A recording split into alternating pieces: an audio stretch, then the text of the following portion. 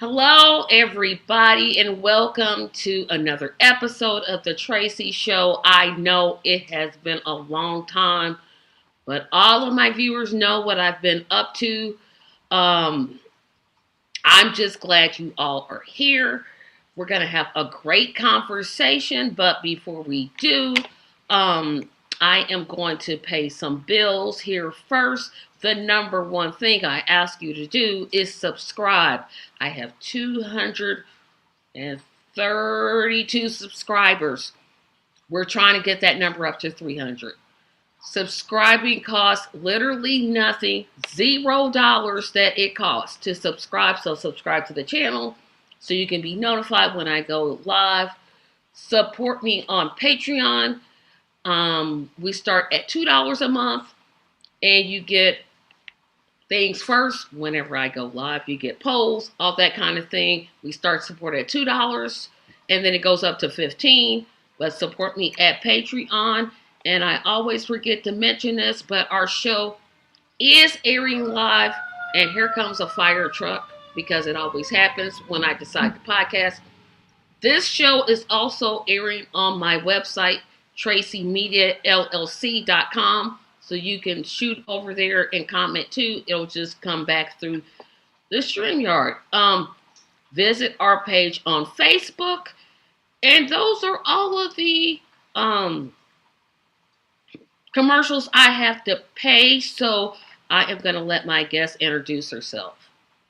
Hello, everyone. I'm so glad to be with you tonight. My name is Reverend Tanya Hill, and I am the cyber pastor and director of community impact at First Baptist Church, North Indianapolis. And I am the executive and founding executive of Abundant Life Institute. All right. Okay, so tell the other thing. We're members of the same church. Yes, we're members of the same church. I said First Baptist. Well, so everybody doesn't know that I'm a member of First Baptist Okay. North because This is my sister in Christ. We are both members of First Baptist Church, North Indianapolis, and our pastor is Ivan Douglas Hicks. Pastor Dr. Ivan Douglas Hicks. and if you're in the Indianapolis area, we're at 8 West 28th Street, Indianapolis, Indiana, because I don't want any type of attitudes when I say, you didn't even mention the church. I did. So I did my part. So we're going to basically talk about abundant life a lot because that's why I invited you on here. I want to know how can I? It's a really easy question because I always start off with some long thing and I won't do that this time. What is the mission of Abundant Life Institute? So, the mission of Abundant Life Institute is to prevent childhood sex abuse, other forms of trauma, and the residue they leave behind. That is whether a child has been abused recently or if they are now an adult and are still struggling with the consequences of the abuse that they suffered. So we run through we call them three veins basically: prevention, intervention, and aftercare. And it is our vision that together with our partners, we will create a world where not one more child is sexually abused. Our hashtag is not one more. That's our prayer. That's our cry. That's our war cry. That's what our mission is that we want to end childhood sex abuse. So, And I know some people are going to say this is a very uncomfortable subject, but it's one that I believe that we need to be talking about more. It gets so with all the other things that we have going on. This is not one of the issues that seems to be talked about a lot. So I said, we've got to talk about this because until we talk about it, it's going to keep continuing to go on. I know you have some facts about childhood sex trafficking. Can you give us some of those, briefly give us some of those statistics? yeah, I will, and I definitely want to address what you just said. It is a difficult but necessary conversation. Um, it is so overwhelming. It is actually a pandemic when you look at it numbers wise, not only in the United States, but throughout the entire world. So one of the things that I have discovered in these 30 years in this arena is that when you help someone resolve their issues who may be having substance abuse issues, substance use disorder, someone who is struggling with mental health issues, someone who's having issues, homelessness, having keep encountering individuals that land them in domestic violence type situations. A lot of our life's vices and problems and issues, when you wrap it up, you get it in the ball, you examine it, and you peel the layers back, 90% of the time, you'll find that childhood sex abuse is part of their history. And many times, unfortunately, it's never been addressed, never been resolved, never been treated. Untreated trauma is a very bad thing. Doesn't look pretty, and it does look different for men and women. Women have traditionally felt slightly more comfortable sharing um, and participate in treatment a little more. Men, it is very rare for men to tell, and they suffer in silence. And sometimes their suffering in silence looks like rage and violent behavior and a number of things. And so that's one of the reasons why it is so important that we have these difficult but necessary conversations. Statistic wise, it is, if you know 10 people, I thank everybody under the sound of our voices today, they could say they know at least 10 people. So if you know 10 people, male or female, it's statistically impossible for you not to know someone who has, one, been a victim of sex abuse, or two, does not to know someone who's been a victim. Statistically impossible. So that tells you the numbers that we're dealing with.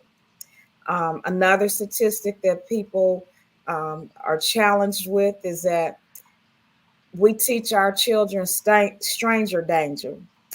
It's not the strangers. That's not the predominant problem. 90% of the time, children are violated by someone that they know. Um, if you look at, let's say now I think it is 1 in 7 people by the time they reach their 18th birthday, they will have experienced childhood sex abuse. 30% of the time, that is by what we would call peer-to-peer abuse, where there's an older cousin, an older neighbor, or a child that's disabled by violated by a stronger child. Um, it's always people. That's 30% of the peer-to-peer. The rest is just adults abusing children. When it comes to trafficking, I think one of the big things that I learned that just kind of knocked my socks off is a lot of times um, parents are trafficking their children, not just people that they don't know or people in the family. Um, you have to do this because we got bills to pay. I've arranged this. I need you to go do this. This is what you have to do. So that is the real reality of it, you know. But there's hope. There's hope. When I'm gonna try not to cry. I'm trying, but I may not succeed, but I'm gonna plow through. But when I've been talking to nonprofits, the rarity times that I come on to talk, I've always said this. I don't believe that nonprofits just start out of thin air. Um, there's a need, but I think that need has is dictated by God. I believe a true nonprofit, not the multi-billion-dollar ones. I'm talking about our more small ones. They start the nonprofit to address a need. Talk about when because I'm just going to assume that God gave you this call to start this type of effort. What were you going through at that time? Were you accepting of it? Were you just like, no, I can't do it? What led Abundant Life Institute to come into fruition? Okay, so um, this is not anything that I would have chose. Is to spend my time trying to educate people about childhood sex abuse is not a pretty topic. Um, I enjoy fashion. Me and my mother played Barbies. I like to dress up. I thought I would be a fashion merchandiser, designing clothes and all that sort of thing. But we do know that God will take our pain and use it for good. He doesn't waste anything. And so I am a survivor myself. But experiencing it myself is not what led me into what I'm doing now. Because of my experience, I vowed that that would never happen to my children. And so I conducted FBI like investigations on anybody who would have access to my children. I was actively involved parent. I've been the director of parent education at a few organizations. I've been on a number of probably every news network in this city and a couple national ones, teaching people how to parent and protect their children. Um, so when I later discovered that one of my children had been violated, it just broke me in a way that I can't even put into words. Um, Literally lost my mind temporarily.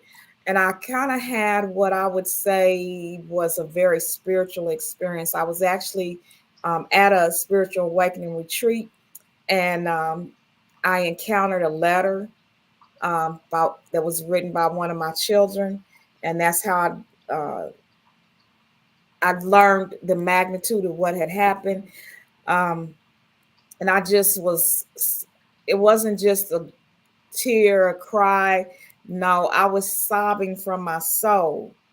And I just was devastated and disgusted because it's like, can the children be children? Why are we preyed upon such? And in my case, by somebody who was quote unquote a friend of the family. So I was just broken and like I don't even think I had the strength to move. I was in shock. And it was literally like God tilted my head back and told me, stop crying. I have work for you. And it was pouring water down my throat, but not forcibly. It was just going in very gently. And on the beads of water, I seen words. And the words were the blueprint for Abundant Life Institute. And it was the strangest thing. But if it makes sense, I felt relief. I felt that I was equipped with what was necessary for to achieve this mission that I'm on, and so that's where that began for me. So no, I would not have chose this as a career or pursuit or anything. Uh, it was God gave this to me to do. This is my assignment, and He's equipped me to do so. Um, I have a warrior spirit. Um, and he uses it for his good. So, And I know there's a big question out there that somebody's going to have, so I'm going to go ahead and ask it. I've wondered this myself, and I consider myself a person of faith, but the thought sometimes comes in my mind, why did you allow this to happen? And I think about that when you talk about childhood sex trafficking, because I'm like, well, those are innocent children. How can God allow this to happen? I would like you to talk a little bit about that because I know that's a question because it's one that even I have, and I consider myself very strong in the faith. But this one, I'm okay. like, So it has nothing to do with God. This is not God's plan nor desire. We live in a very wicked, twisted, perverted world where sin has been around quite a long time. Um, this comes by a spirit of perversion. It is a very good weapon that Satan uses, because one of the things that sex abuse does is confuses someone's identity.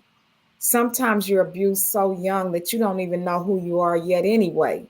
And then sometimes it happens when you have an ideal of who and whose you are, and then you begin to doubt it because of what has happened to you.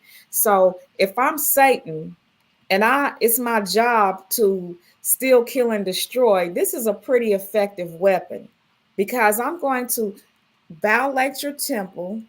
I'm going to whisper very crazy untruths in your ear. You deserve this. You wanted it. This is your fault. Nobody's going to believe you. All of those sorts of things that cause you to doubt who you are and whose you are. Many people turn from God because of such a thing. But this isn't something that God set out for or created us to have these experiences. Um, he did not, but we live here, and we're not alone. In whatever trial or tribulation that we have, God is with us, and He doesn't waste what we go through. Um, I can remember a friend of mine preaching a sermon one time. I'll never forget it. He lost his parents at a very young age, and he spent a lot of time as a teenager being angry, yelling at God, basically saying, "Why, why did you kill my parents?"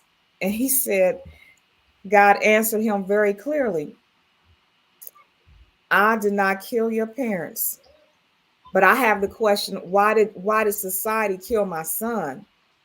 It's not like I done this to punish you. This is part of the reality that you're living in. But turn to me. Every every life we're gonna have trials and tribulations, and we don't pick them. We don't pick them. But that's Mm-mm. when we show what we're made of, and we have to know where to turn. So I through my trial with this, um, I know that God saved my life on a number of times. I did, as a teenager, encounter my abuser. Um, I actually pursued to kill him. God kept me from it. Pretty much the same scenario when it happened to one of my children. God kept me from it. What good would it have done for me to land up in prison? That would do no good. He had other plans for me, and that is to minister to and bless his children who've had this experience, give them encouragement and hope, and equip them with the skills to put their pain in its place and build upon it and pursue the abundant life that he created them to have. So that's what I would say to someone who is struggling with that question of why would God allow this? This is not God's plan. So Thank you. Because I was like, I know this question is going to come up. I knew I had it because you read the statistics and you're thinking, this is an innocent child. What type of, yes, fake YouTube, I'm going to use the word, what type of sick person says, oh, let me exploit this child? They can't defend themselves. They can't, like, if they say something, their parents may or may not believe them. Or they may have parents like you. It's like, okay, I'm going to get them. And you're thinking, ooh, I don't want to see my mother in jail, so I better not say anything. yeah, But I know this is going to be a question, so I figured, you know what, get it out the way. no Um, problem. the other question I have, and I have tons more, but it sounds to me like sex trafficking, because when I think about sex trafficking for like older women, like in their 20s and their 30s, their 40s, and yes, there are women who are trafficked even in their 40s and even in their 50s, even in their 60s. I think of somebody from overseas buys a bride and then they come back to the United States and exploit them. What you're talking about is something, Mm. to be honest, I wasn't even aware of. I'm more aware of the family friend that violates a child. That's what I'm more familiar with. Are those the same thing, or are they two separate things? I would say separate. So trafficking is when someone there's coercion forced with threats or an exchange for something of value, whether that be money, housing, transportation, um, citizenship, uh, any type of commodity that is exchanged for sex or labor. There's sex trafficking, there's labor trafficking and things of that nature. Um, where I think people really have a question is they confuse it with prostitution. Yes, that's So what I was gonna say. I was like, that literally sounds like prostitution, but that's more willingly. It's like, well, no, because you can be forced into willingly is a prostitution. big word. Yeah, So with when there's minors, when they're children, people under 18, children under 18 are not legally capable of right. consenting to sex. So that makes it trafficking. Also, and some people think it's only trafficking if they take you across the state line to some other place. It doesn't have to be to some other place to be considered trafficking. I'll give you a couple examples of what trafficking is that many people um, don't see as trafficking. Let's deal with labor trafficking.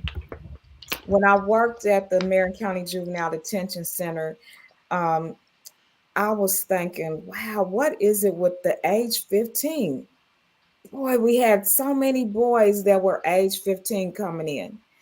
And as I got to know them and know their stories and what they were going through and what their experiences were, who was involved in their lives, what I found was a common denominator.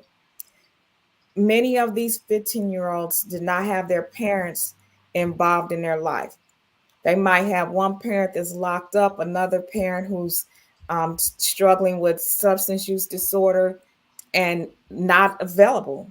And these boys are raising themselves. And they might be out looking for food. And then you have the neighborhood drug dealer come along and say, "Hey, you hungry, man? You ain't got to live like that. I got food. I got a place for you to stay. I got some Jordans that you could wear. I got some video games, but I need you to get out here and hustle. You need to sell these drugs for me. And if you get caught, don't say my name. I'll take care of you when you get out." That's labor trafficking. That's labor trafficking. We force children into what we would call crimes of survival. Um, is is labor trafficking when someone comes to this country undocumented. Our laws are such that they can't work legally, and so some businesses um, they force them. They say you can work here and you can eat and you might could sleep in the back room, but we're not gonna pay you. That's labor trafficking. Farmers who have during their planting and harvest seasons, um, they may they may participate in labor trafficking in various forms. So those are labor trafficking, sex trafficking.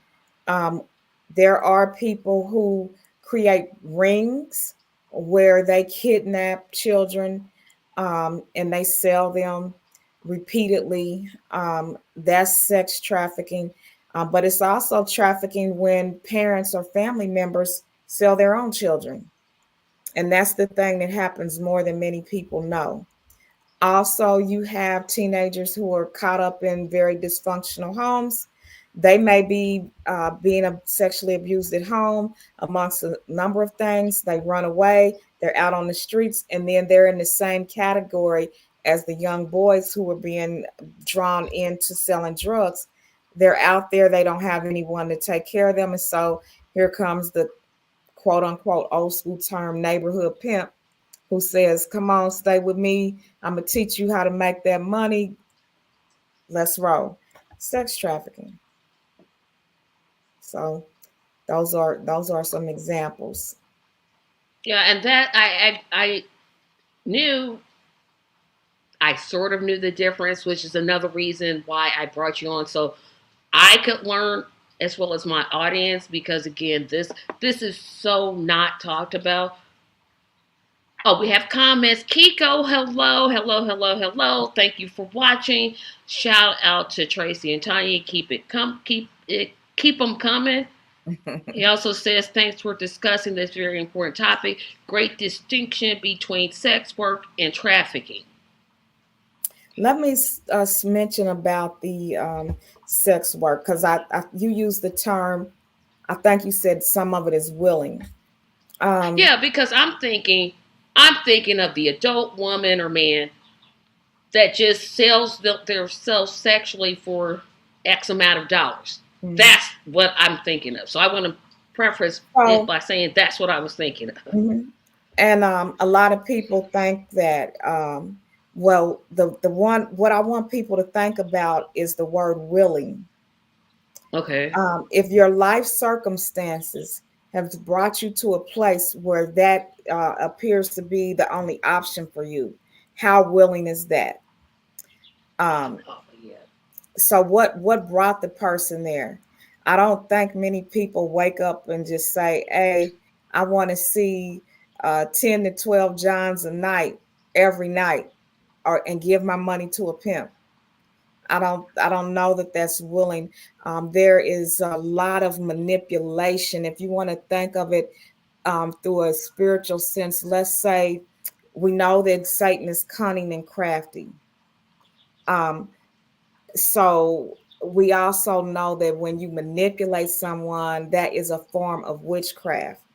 So the indoctrination and the grooming that takes place, um, these are things to make people believe. It's the mental, we would probably say brainwashing, to make someone think that that's their only option, that the whole world, this is why teenagers are so vulnerable and somewhat of a soft, easy target, because they end up having a conflict with parents. Oh, they don't love you. They don't understand you. I understand you. I want to teach you how to make money and have everything that your heart's desires, and you don't have to be dealing with them. And especially if they're abusive, because you have many teens who are being abused at home and they don't get paid nothing. So if you're gonna be doing that, then you might as well come over here with me, because I'm gonna make sure you get paid. But what I don't tell you is that I'm gonna beat you half to death. I'm gonna take your money, and that this is gonna become a trap, and I'm gonna get you addicted to drugs, and you'll be in this vicious cycle. They don't tell you that part. So the grooming process is very manipulative. Predators or groomers, as some may term them, they first groom the gatekeepers of the child. Um, so that means parents, teachers, coaches, pastors, whoever's in that child's life. They present themselves as extremely helpful, extremely valuable, and extremely caring. And these are people who are very, very patient. And so they make you feel like that they are the next best thing to butter on bread. And I am going to just do everything good I can. Every time you seem to be in need, I pop up. I'm here. I'm here for you. I make myself invaluable for you, to you, for one simple reason. I want to gain your trust. I want to tarnish your view of the child I'm pursuing, and I want unsupervised access to the child that I have this preference for. And so when that's accomplished, then I'll start grooming the child. I may start um, enticing them with things that they would not be allowed to do, like come smoke this cigarette, come smoke this joint. I'm gonna give you this pill. Let me give you whatever, and then I'm testing boundaries with you. So I'm slowly trying to deteriorate your defenses. I'm slowly making you comfortable with my presence and my touch. I might tickle you, touch you on your shoulder, uh, a hug that lasts a little longer than normal. Why? Because I'm your friend. I'm here for you. I understand you. It's me and you against the world. They really don't understand you. And so then I'm gonna set you out to get caught in the act of something. So people say, she was doing what? He was doing what? Oh, they're not as good a kid as I thought. Oh, the groomer says, no, they're not. They're really not. But I can help them be better. Let me help you. So then you become the babysitter, you become the mentor, you become the whatever, because now people trust you. These people are very patient, and they keep moving this until they they create their um, they make the move, the sexual act. They make the child believe they will never be believed, or they threaten them not to tell.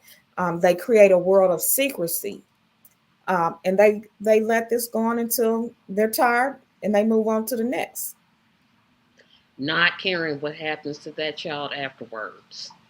They have convinced themselves most of the time that what they're doing is not harmful. And I will say this as a survivor and as a parent of a survivor. I don't typically use the word survivor. I like the word thriver, because to me, survivor only means I left you breathing. I'm doing better than breathing because of God. I'm thriving. So, but if I can make you think less of yourself, if I can make you think that this is all that you deserve, or that this is the way things are and this is how they're supposed to be, um, then I'm going to keep you trapped. And then I have already started telling you things to make you believe that, which may be true, that other people won't believe you if you tell. And if they do believe you, what's going to happen to me? Because let's be real, only 30% of the cases that are brought to court finish in a prosecution, for a number of reasons. Because people don't want to report, they want to handle themselves. Um, but what the only thing that does is allow the person to continue the cycle. They don't stop. Sexual predators do not stop. It's not a one-time offense. In my work, one time I had worked with a young man.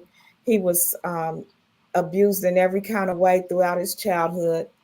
He aged out in foster care, and it was my job to prepare him to live on his own independently. And he had been involved in various forms of treatment due to the abuse that he had received. And we're having one of our final meetings, and we've talked about safety planning. We've talked about um, what he desires and wants, because when you're sexually abused, it can impact your desires. It perverts you sometimes. And so this young man says to me, Miss Tanya, do you like chicken? Yeah, I like chicken. Why you ask me if I like chicken? He said, I like chicken too. And he said, just because y'all tell me don't that I shouldn't like chicken, I still like chicken. I said, what?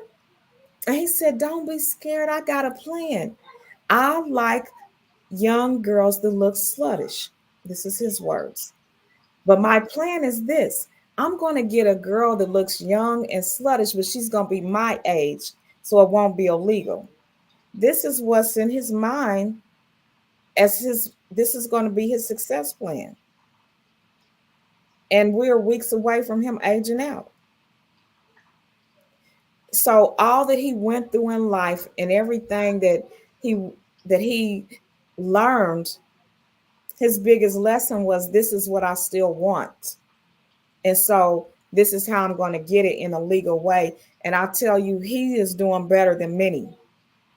I've participated in studies and trainings where um, predators were interviewed for years at a time, who were in locked facilities, and learned that um, the patience.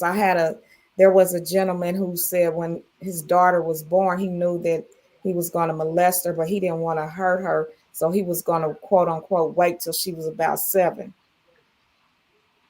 He wasn't going to do it as a baby. He was going to wait till she was 7. Um, and so these things are rarely discussed. Nobody knows. And so these people don't get help.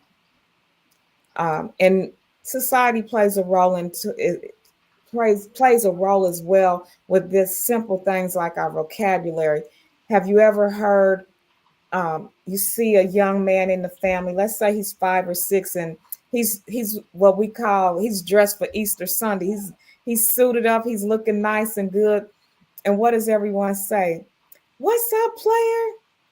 You cleaner than the board of health? You a pimp, you a player, you a Mac Daddy? Give me some.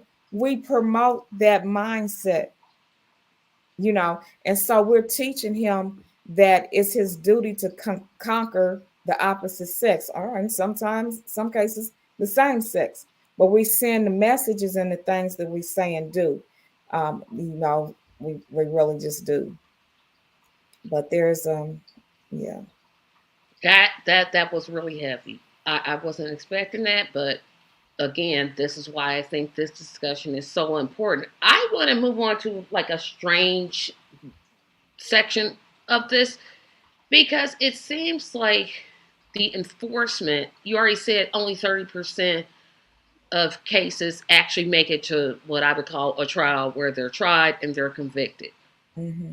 And then the other 70%, they just internalize it, they don't talk about it, or i.e., they do what my gut Sometimes the says. So, victims don't follow through. right. I was going to say follow through.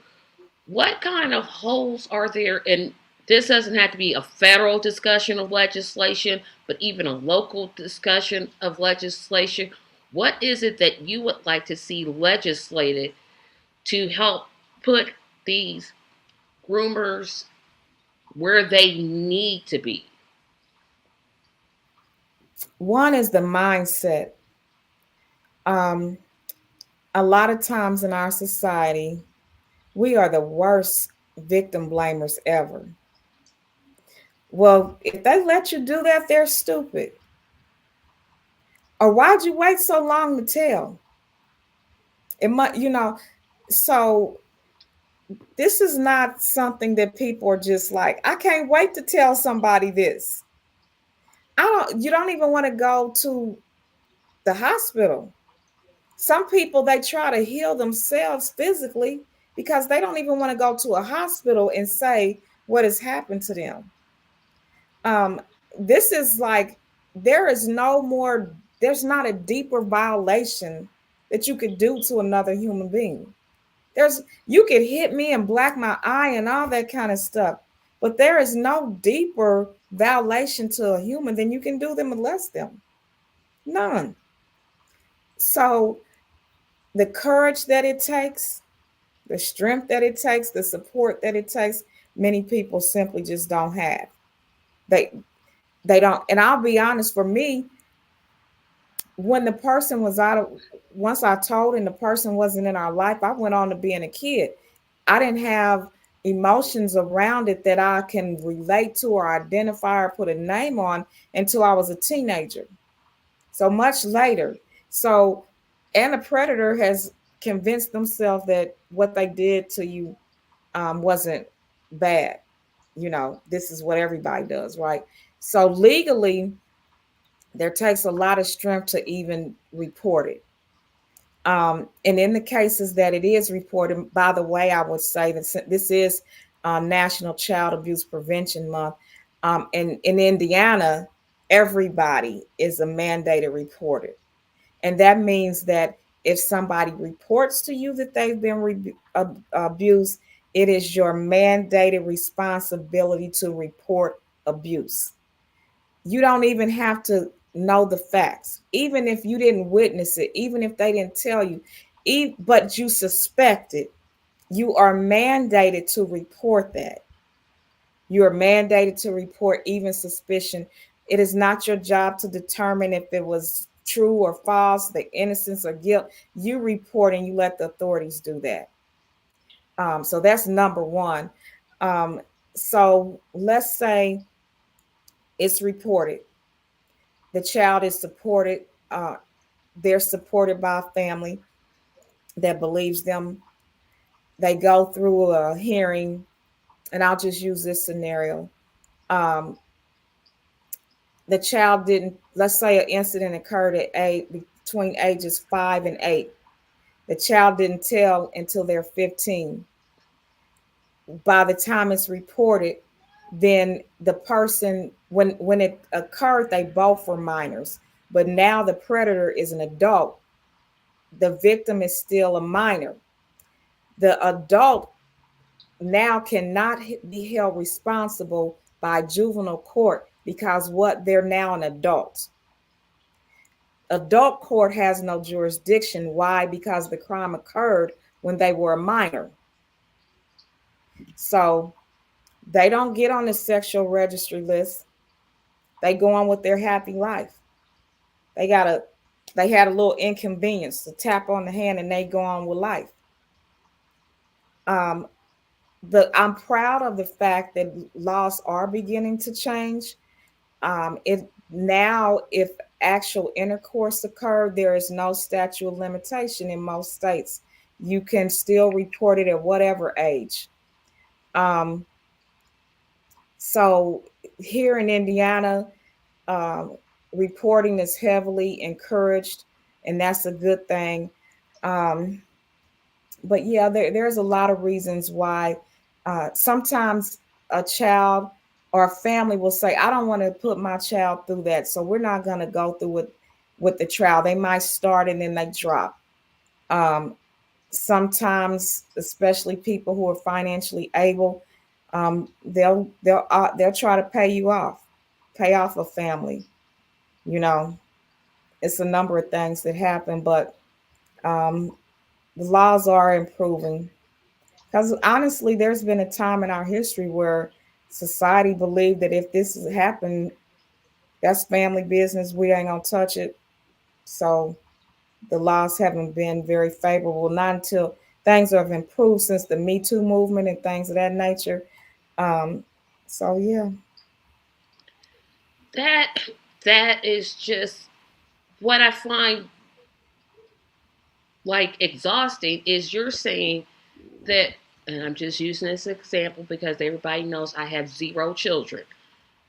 If my child comes to me and says, I've been sexually violated by whomever it is, I can't fathom in my mind how I would say, I don't want to put my child through that. Because I'm thinking, I don't want him or her to do that to anybody else's child. Now that's how I'm thinking, but you're saying something that seems to be happening more than even I thought, is that they're not pursuing it. And I guess I'm not grasping the why. a couple reasons. One, and this is particularly with fathers, and I can't say it doesn't happen with mothers, but in my practice, I've seen this more so with dads. Um, they really want to handle it themselves. They really don't want the law involved because it challenges them as a man and as a father. Because people expect you as a father and a man to protect your family. And if your family safety lines have been um, crossed and your child has been abused, then sometimes men internalize that and say, well, that I failed. And they don't really want that to be public. They would rather try to handle it on their own.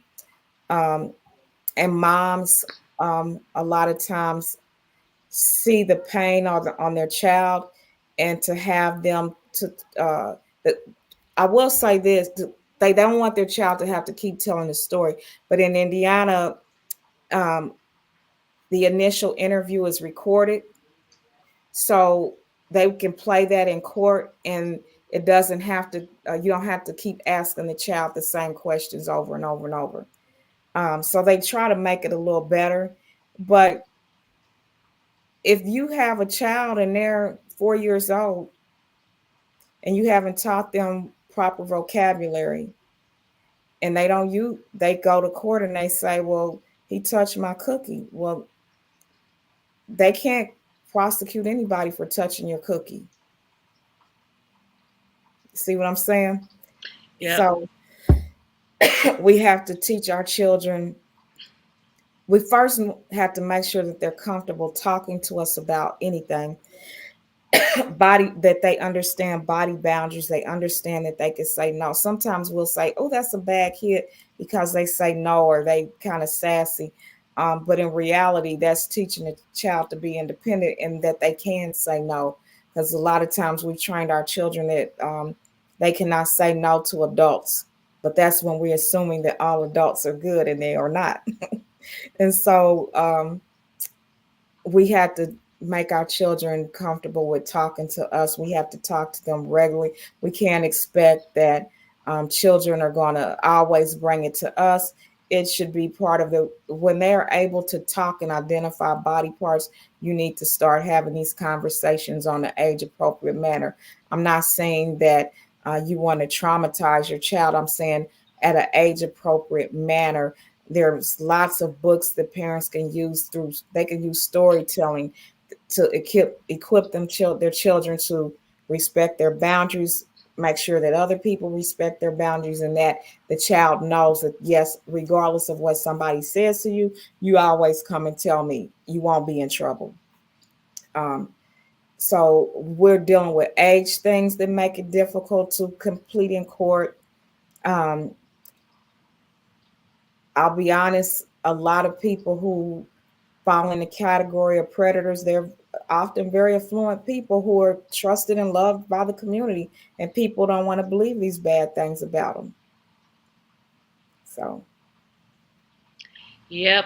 And I can think of a couple of examples, which I won't get into. But um, I want to shift the conversation finally to some of the work that Abundant Life Institute has done and is doing. all right. So that excites me if you can't tell. So I explained earlier that there's three pillars or three veins that we work in. The first one is prevention. That is where we use our education, elevate awareness, things of that nature. And so we work in a couple of schools and civic organizations, and we do healthy relationship classes with youth, middle schoolers and high schoolers. We teach them healthy relationship skills, that which includes um, human trafficking prevention. We teach them what a groomer does in a way that they find to be fun and entertaining. You know, if you encounter somebody at the mall and they want to buy you, we use scenarios with them a lot. And so that we have found that to be effective and impactful. We also do educational campaigns. We have our Parents Power to Protect conference. And this is where parents, grandparents, foster parents, youth workers all can come together, and we teach them the 5 areas that they need to be taught in order to protect children better. Um, the people who come to our conference, they don't just come and have talking head facilitators talk the whole time. They leave with skills, tangible skills that they can use to better protect their children. Um, we also um, have our Grooming the Queens retreat.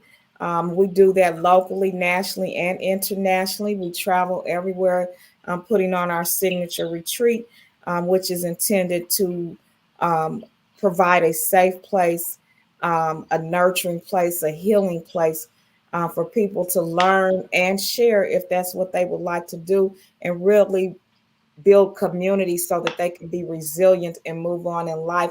We connect them to the resources that we need. We have conferences for adults, even, and again, those are locally, nationally, and internationally. We help women become very resilient, even with starting businesses and things of that nature. Whatever it takes, we are about pursuing abundant life. Whatever your um, pain is, your hurt, your traumatic experience, whatever that is, we help you process that pain.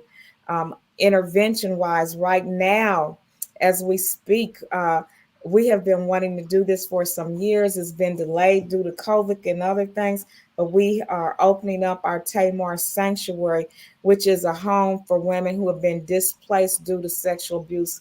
Um, and We are excited to be able to provide this. And in the home, it is what it says, a sanctuary. It's a safe home of protection for healing. And in our sanctuary, um, we take a journey of self discovery. We want to clarify identity. We want to help people on their path of healing, positioning them for healing, connecting them with the right resources. And we want to support them not just short term, but long term, so that they can reach the abundant life that God created for them to have. And so we are super excited about Tamar Sanctuary. The contractors are busy working away. We're going to be having a housewarming party. We do need community help to supply the home, and we're taking referrals.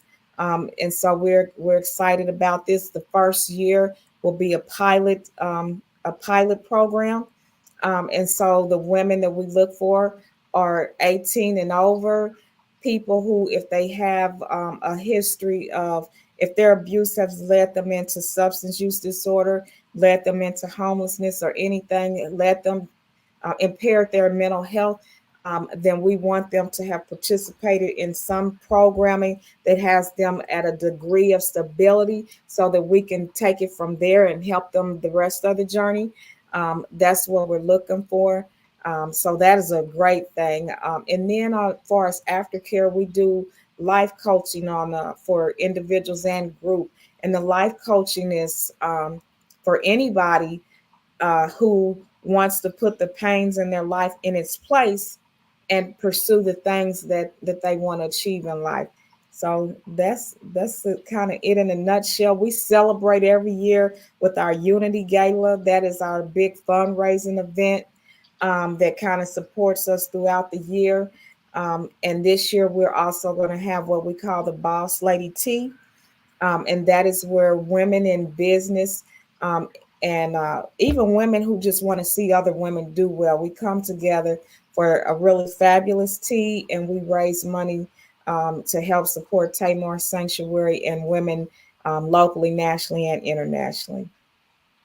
So we're busy. Yes, and here is what I want to say finally before I have you give out your information in terms of contacting. The things that Reverend Hill just named are not free. Mm. They cost. Not only do they cost time, but they also cost money. Um, you can miss me with the money is evil. No, no, no, no. The love of money is the root of evil.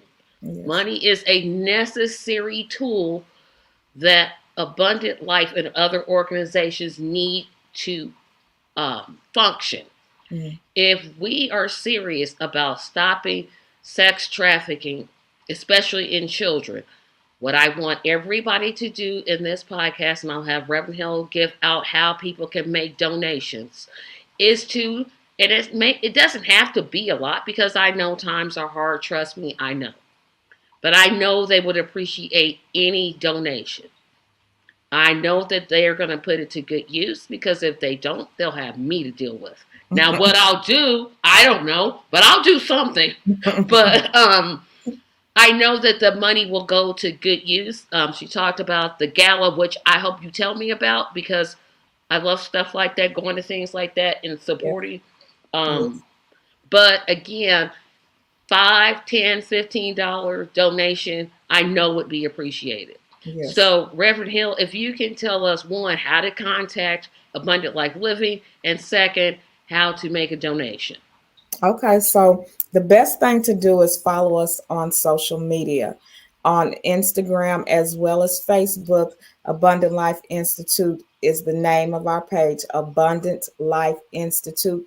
You can also follow my personal page, which is simply Tanya Hill, Tonya, last name Hill. So those are the best way to follow us. Now you could contact us at Tanya H.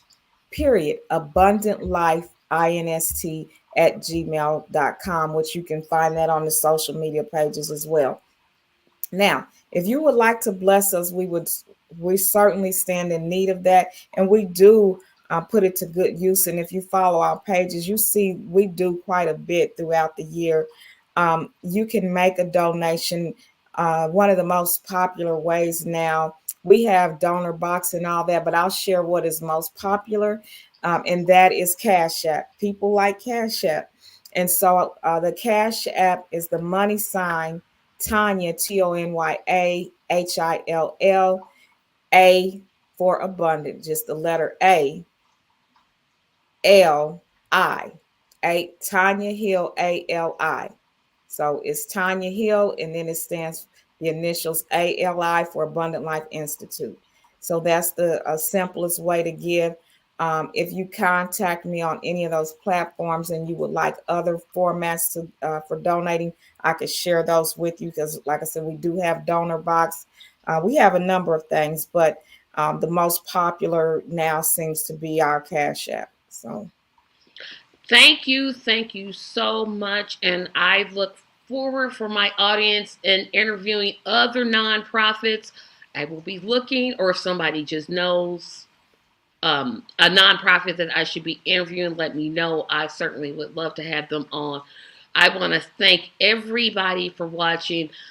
This episode is live, but I will go back and try to remember all of those links that Dr. Hill just said so I can remember them and put them in the description section. But if not, I'll put up the website at minimum and go from there. So remember to like this page, share. This is what I want you to do. Share this podcast broadcast. Share it on every single social media platform. yes.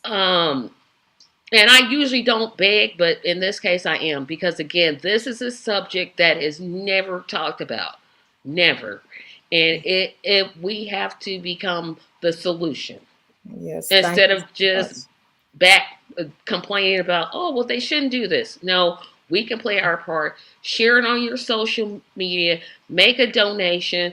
Um, I don't know when I'll be back to do another interview because I'm having a hard time again finding those nonprofits, but I will do my best to do that. Thank you all for watching. Have a great day. Bye bye. Thank you for having me. God Thank bless you you. all.